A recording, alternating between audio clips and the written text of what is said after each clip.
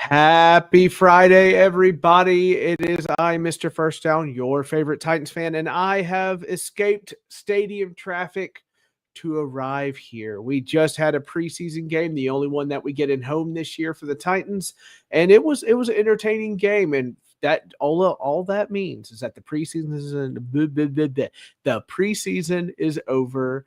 And the real fun's about to begin because Denver is on the horizon. I was going to do a solo show tonight, but old reliable Alan Perales has decided to join me, and we are about to get this show started.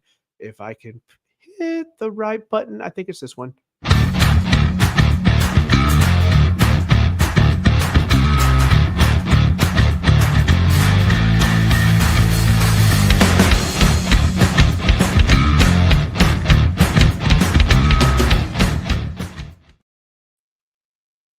Hey there, everybody. Here we are. I am Sam Dean, a.k.a. Mr. First Down, a fanboy unleashed. He is this way. Alan Perales. He is also a fanboy unleashed for the boys in Dallas. And we are here Friday night to talk football with you lovely people. Alan, how are you doing this evening? Doing better. Back's feeling a little better. Still in pain. Are Jerry's antics helping that back pain? Not really at all. But you know, it comes with the territory, right? It comes with the territory of being a fan of the Cowboys. So 100%. But yeah, I'm more. Sam, he's gone. What happened? Oh no. He left me here alone. Oh no. What do I do? I don't know. I don't know what just happened. You're done now. So I did find out we do play you guys next year, but you come to Dallas. So so I get to come to Dallas. Okay. All right, cool. Good to know. All right. Well, good evening, everybody. We're happy to be here. Sorry for the technical difficulties. I have no idea what just happened, but here we are. And God said no. Yeah, for some reason, I'm not allowed to broadcast after Titans game where I was on national television.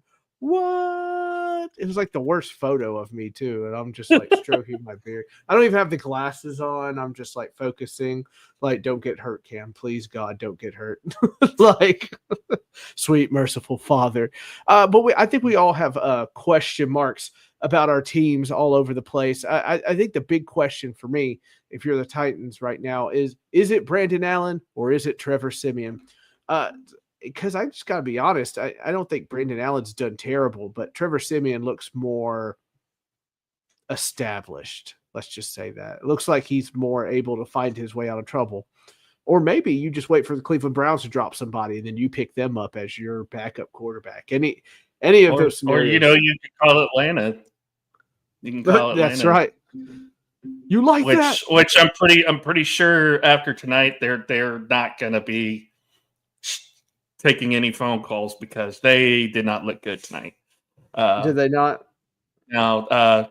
My Cowboys, who got boat raced the first two preseason games, made them look like child's play tonight. So, because if they get rid of Cousins, their backup choices are either Easton Stick, oh boy, up and down, or Ben DiNucci, who his only two passes he threw tonight were both intercepted. Oh my goodness, rough. He loved being on the Cowboys so much. He just threw it to our guys. Yeah. So yeah, I just need to go back to the Cowboys. I need to put up with Jerry being mean to me. I need it all. I need it all in my life. Yeah. I will say though, Joe Milton did look really good tonight. That's my boy. He looked a lot better tonight than he did in the previous two games. Had a really nice pass coming out of halftime, 26-yard touchdown to Jalen Brooks, which was really good. Oh, it was accurate? Oh, nice. Oh, it was accurate. It was smooth. He had a good spiral on it. And I think after that pass was after he threw that touchdown pass, coach was just like, "Yeah, you're good. You can go ahead and sit for the rest of the game." So, are you ready for him to take over for Dak? he's not taking over for Dak. I don't know where this narrative is coming in. I don't know why. Me. Why the narrative Me. It's all me. is It's being nobody thrown else. around because the only issue with Dak is his health. It's staying healthy, staying on the field. Because when he's healthy and he's on the field, he could potentially be a top 10 quarterback in this league. I'm sorry. I'm sorry to everybody who doubts that. But you also got to remember he's the longest tenured quarterback in the NFL with one team. He's been here since 2016. Pat's is the second longest tenure quarterback, which I guess, Patrick Mahomes has had more success, obviously, because he's been to 4 Super Bowls. But, when Dak is healthy, I have a feeling he could be a top 15, top 10 quarterback in the league if he's fully healthy. If there's the question right there, if he's fully healthy. I think that's where we keep running into stuff. Just from watching him in the first 2 preseason games, I could already tell that they're still kind of not comfortable with maybe being the backup. I know tonight kind of eased put a little sigh of relief for him because he did play well tonight. Right. But I and a lot of other Cowboy fans are not sold that if that goes down, Joe Milton would be able to come in and do decently well. So Bazooka Joe has come to save you all. He still, there's a couple things he still has to work on. I mean, obviously last year was his rookie year, so he's still learning. But there's a couple things he still has to work on for sure. Oh, sure, accuracy probably one of them. If I remember correctly from Knoxville. But yeah, no, I totally get it. It makes perfect sense. But I guess I got to talk to you about this. I'm sorry, I hate talking to you about this because I think it's dumb. But real quick, hello, Cheese Talk Pod. If you like cheese, and I do mean like the football team that has cheese on their heads, you should check out Cheese Talk Pod. He has a great show. And I do have a cousin who's a Packers fan, so he's a diehard Packers fan. So I got to meet Cheese Talk Pod up there. His name is Brian, up there in Green Bay while I was there for the draft. And we had a great time, and we have done some fun shows together. So check out Cheese Talk Pod. Thank you for commenting, sir. You are appreciated. Now, no more cheese. So he's had enough cheese. He's had enough cheese to last a lifetime. I was sitting next to Packers fans too, which is kind of funny at the game today. So there is no escape. Why are Packers fans at a random game that had nothing? Wait, you guys are playing the Vikings, right? Why are Packers fans there? Saw Vikings, saw 4 Raiders fans, saw 2 Seahawks fans. Like people just want football. You know what I mean? They'll take it anyway. People just want to watch football, but yeah, they just want to watch football. I can understand that. Especially in this area, like Southeast U.S., Southern U.S., there's a lot of like multi-team fans. Oh yeah, out there. Like I used to talk about that. I used to do a lot of door dashing, and I've seen like Bears flags flying. I've seen Kansas City flags flying. I've seen Raiders, Packers. You name it. Pretty much all 32 teams here in Oklahoma at one point. Yeah. So. Yeah. No, I feel you. Look, I get it. I get it. We're going to talk about fandom here because I have started a new segment called Yes, Yes, No, No, but we will get to that. So let me go ahead and just break this down for everything. Where are we on the Micah Parsons thing? What has happened now? Because my God, Alan, my freaking God, and I hate talking to you about this, but I have no choice because you're on. What the heck is going on? Here's the thing. Right now, Micah has 0 leverage. None. In reality, people have to realize this. People in the media, he's not getting traded. So you can stop that nonsense. He's not going to get traded. Jerry will not trade him. Apparently, they already, speaking of cheese talk, they apparently already got an offer from Green Bay. It was supposedly like two first, a second, and like a 4th round pick or something like that. And Jerry immediately hung up the phone.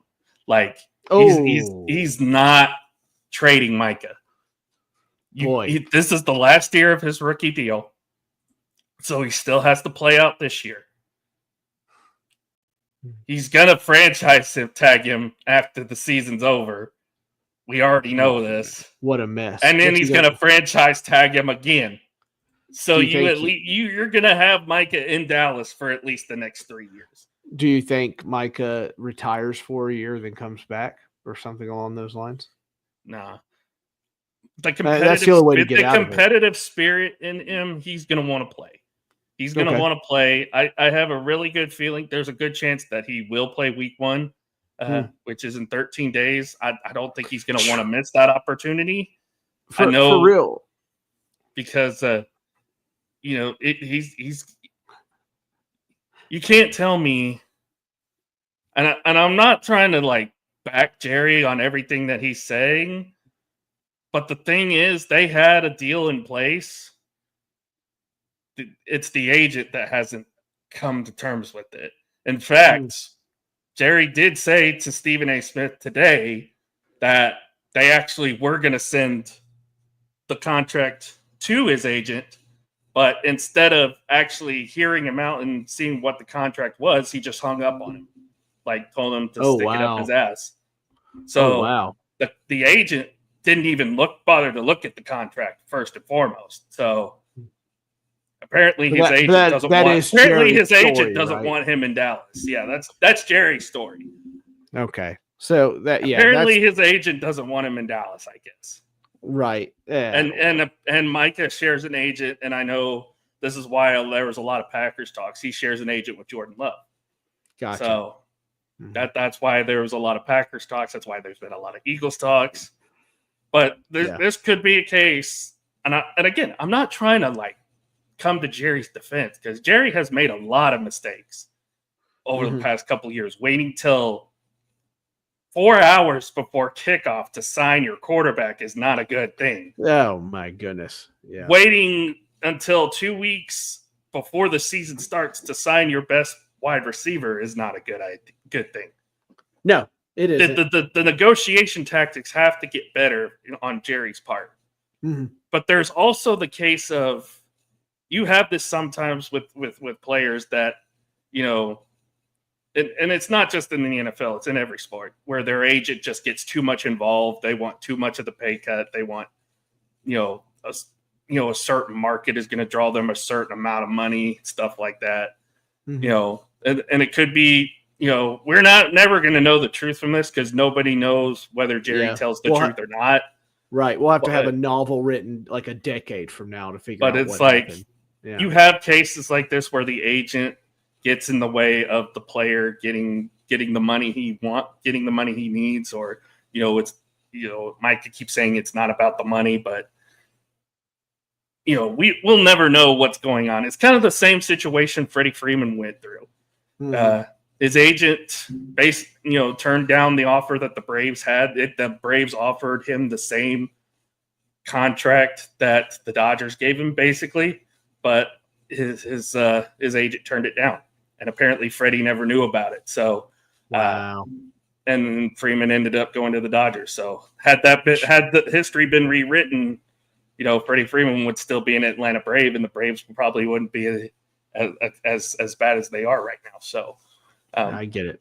And maybe the Dodgers don't even win that World Series. So there's a lot of shady dealings that agents do sometimes, and I know it's true. A couple times we've heard in the past Drew Rosenhaus is not the cleanest agent, but he's the most well-known agent, but he's not. He's definitely not the cleanest agent for sure. I don't think you're doing your job as an agent if your hands are clean, if you know what I mean. Yeah, you got to be. He's really good at negotiating, though. Drew Rosenhaus is probably the best at that, but can come a point where patience, my man. The agent can get in the way of the contract getting signed, and I think that's what's kind of going on. No, Jerry has definitely messed it up, but we've seen footage of them talking on the practice field together. We've seen footage of them of Micah and Jerry, at least conversating together. There have been talks throughout the last couple of weeks between the two of them of trying to get a deal done. But again, it just comes down to the agent signing off on it. And that's the thing that the players also have to realize is that the agent works for them, not the other way around. Correct.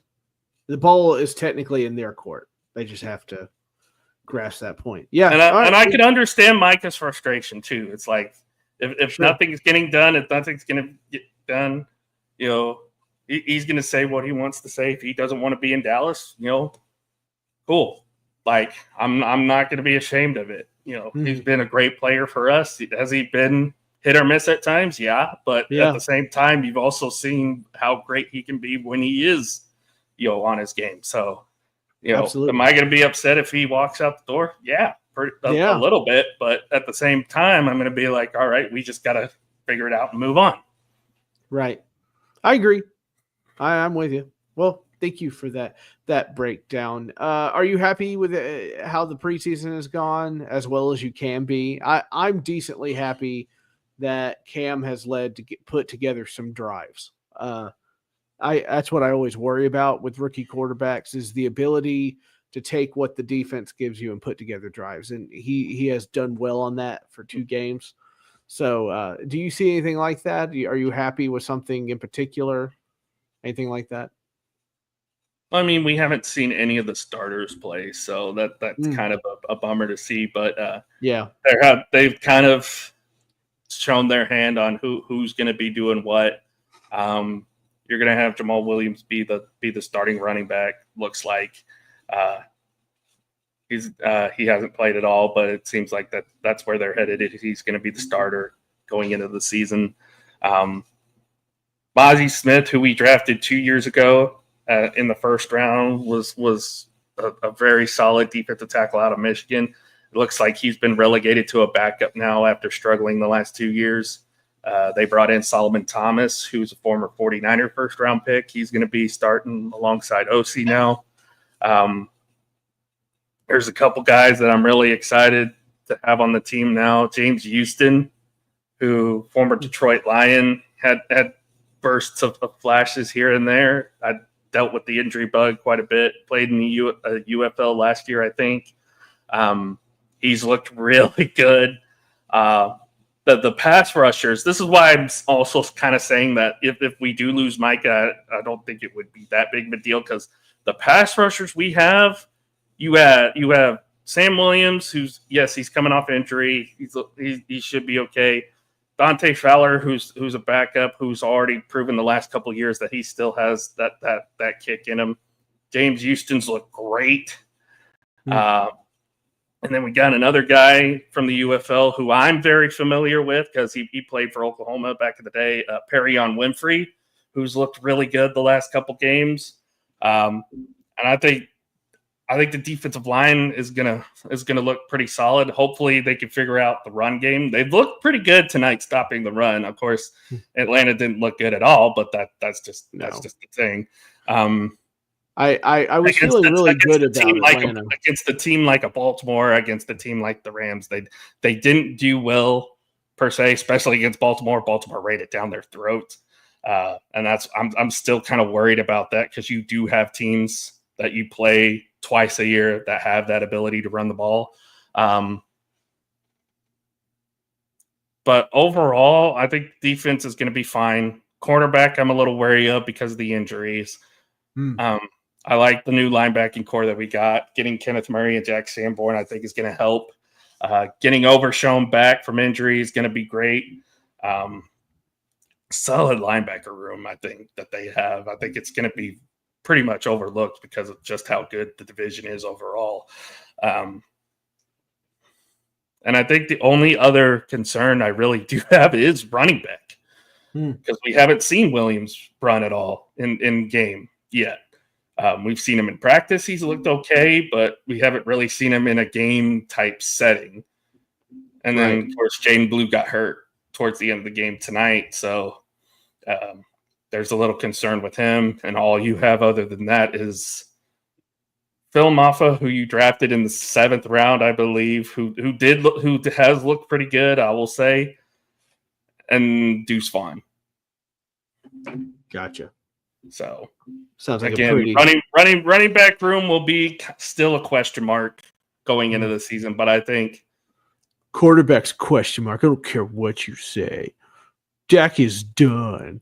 Man. God. So many people over the last week or two have been saying Dak is going to get even the media. Freaking LaShawn McCoy is like, oh, Joe Milton's going to replace him. I'm like, are you deaf, high, or both? Hey, you leave Bazooka Joe out of this. He's going to save your franchise. He's going to save it. Like, he looked good tonight, but he's not going to be – he's not Dak Prescott. I'm sorry. I get it. I get it. But to me, Sam, he is a better, more polished Trey Lance. Okay. He can throw the ball farther, obviously, because that's why they call him Bazooka Joe.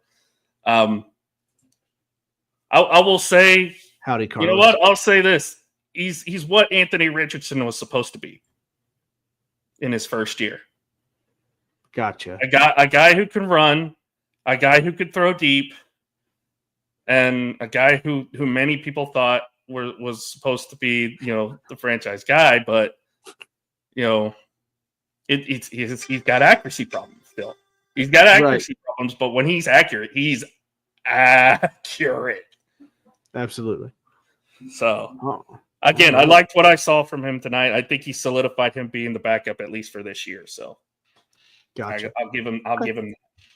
Okay. All right. Fine. I'll leave it alone for now. Anyway, it's time for a brand new segment. I'm actually really enjoying writing these up. So it is time for everybody. The big yes and no-nos of fandom. Here we go.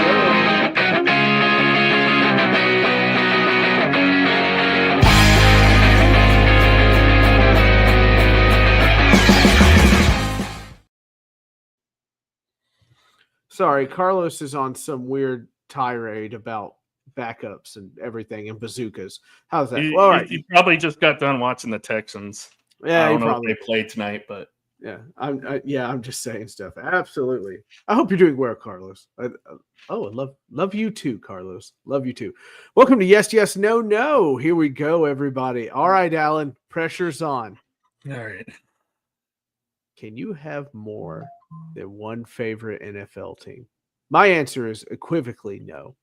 But you keep running into these people that are like, I have an AFC team and an NFC team.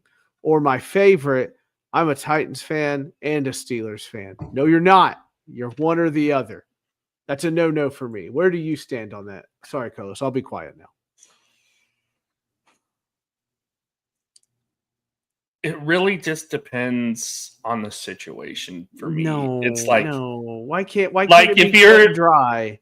Why can't it be cut and dry? Like, I'll say this, Sam, if it depends on family situations, because I've seen families where houses divided. Me personally, it's a no. I can never not be a fan of just the Cowboys. I'll root for other teams sometimes. Yes, I do root for the Eagles because I'm a big fan of Jalen Hurts. Obviously, with his ties at Oklahoma, I want to see him do well. I was happy he won a Super Bowl. But if they're playing the Dallas Cowboys, I hope he burns in hell.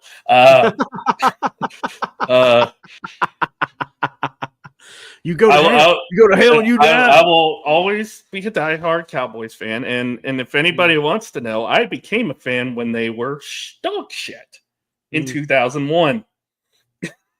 When Dave Campo was the head coach.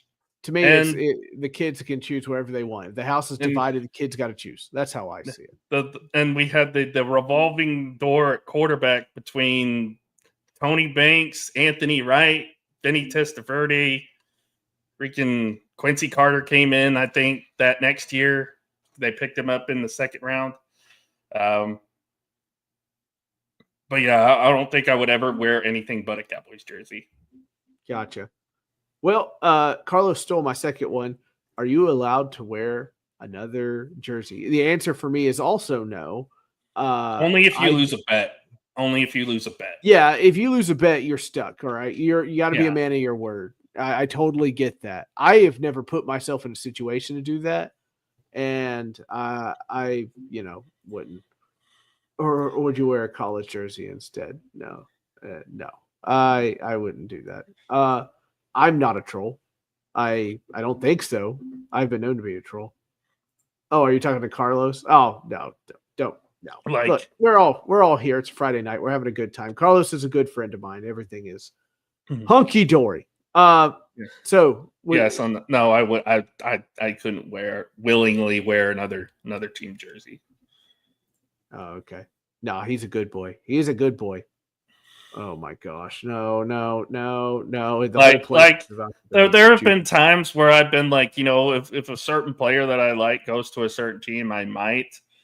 Mm-hmm. But most of the times, all the players that I actually like go to teams that I hate. Case in point, Jalen Hurts going to Philadelphia. That almost killed my soul. Yeah.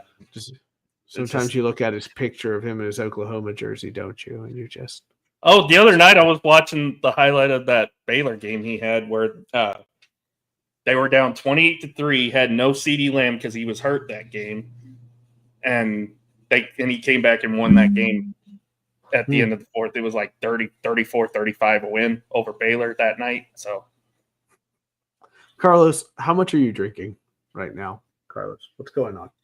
Who hurt you? But yeah, I'm not wearing another jersey. Everybody let me know in chat if you're allowed to wear another jersey and if you're allowed to have two teams. It's a Mexican tequila shot, which is probably the equivalent of 4 Bud Lights. 4 Bud Lights. A lot. A lot, basically, yeah. Guilty. Ain't nothing wrong with that, brother. I hope you're having a great Friday. Anyway. One team only. Yeah, I agree. It's only one team only. I can't do it. I just can't do it. Alan, you're having a big shindig. You're having a tailgate outside that stadium that's facing the wrong direction that Jerry built.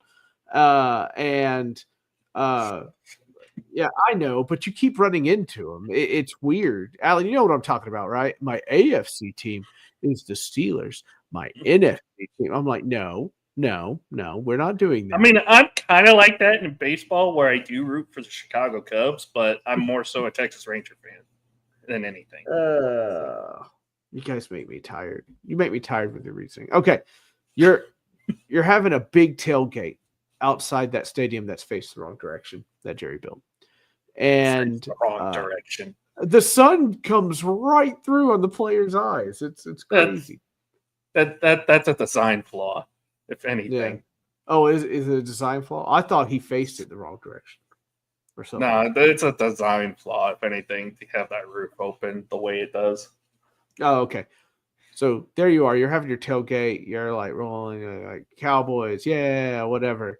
Up comes your boy with his girlfriend who's wearing the opposing team jersey.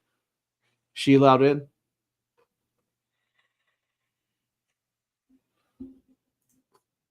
Thank you, Carlos.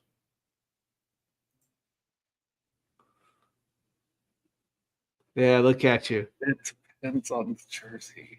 Oh, if it's an Eagles fan. If it's an Eagles fan, then I'm probably gonna have to light her on fire. Not gonna lie.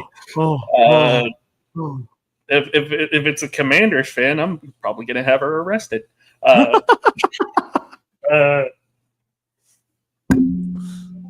I don't know. He had some sort of anger stroke. I don't know what happened to him. If it's a Giants fan, she's probably drunk. Because how can anybody love that team? Oh Lord. He can't. He's trying. Alan's trying to be nice, Carlos. I'm trying to be nice, but it's like if it's anybody in our division, I'm just like I can't do it. I can't.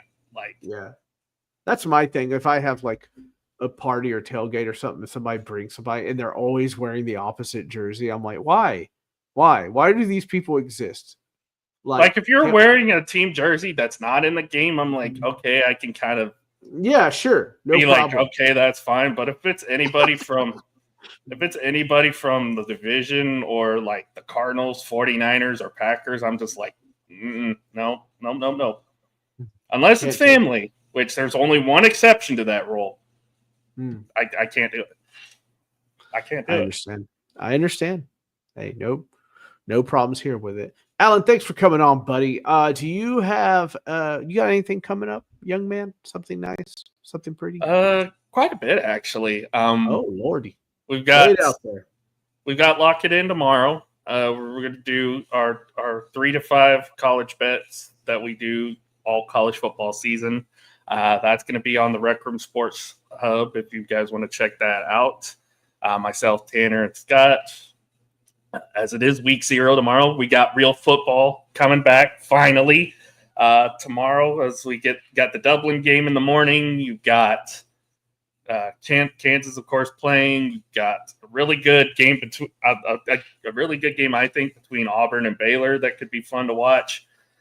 Just because both of those teams could be really bad and just be fun to laugh at them the whole time.